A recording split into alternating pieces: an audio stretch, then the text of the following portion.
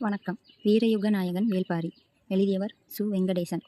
நிலைப்பார நிழலின்றி தவிக்கும் வழிப்போக்கனின் கண்ணில் படும் ஆலமரம் போல் மூவேந்தர்களும் மன்னர்கள் பலரும் ஆண்ட தமிழகத்தில் தவித்தலைந்த உயிர்களுக்காக தன்னையே தந்தவன் வேள்பாரி. தன்னலமற்ற கொடை உள்ளத்தாலும் அன்பு வழி வாழ்வியல் மரபாலும் பாரியின் புகழ் தமிழ் நிலம் எங்கும் பரவியது. மூவேந்தர்களான சேர சோழ பாண்டியர்கள் அவன் புகழ் கண்டு விரும்பினர்.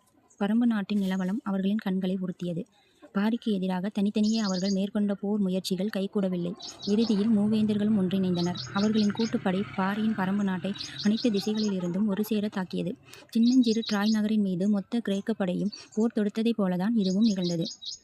தலையாலங்கானத்து போர், வெண்ணிலை போர், வாகை பருந்தலை போர், கழுமலை போர் என சங்க காலம் தமிழகம் குருதி பெருக்கெடுத்து ஓடிய எண்ணற்ற போர்க்களங்களை கண்டது. அங்கெல்லாம் நடைபெற்ற போரில் மூவேந்தர்களில் யாரேனும் ஒருவர் வெற்றி பெற்றனர், மற்றவர்கள் தோற்றோடினர்.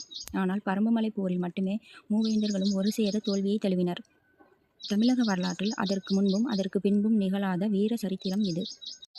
பெரும் நிலப்பரப்பை ஆண்ட மூவேந்தர்களின் கூட்டுப்படை ஒரு குறுநில மன்னனால் சிதறடிக்கப்பட்டது. அதன்பின் மூவேந்தர்களும் ஒன்றாய் சதி செய்து வஞ்சினம் நிகழ்த்தி பாரியின் உயிரை பறித்தனர்.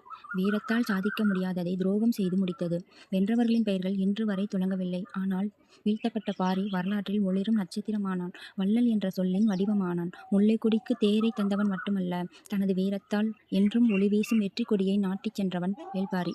இயற்கைக்கும் மனிதனின் பேராசைக்கும் இடையில் இன்று நடக்கும் போராட்டத்தின் ஆதி வடிவம்தான் வேள்பாரியின் கதை.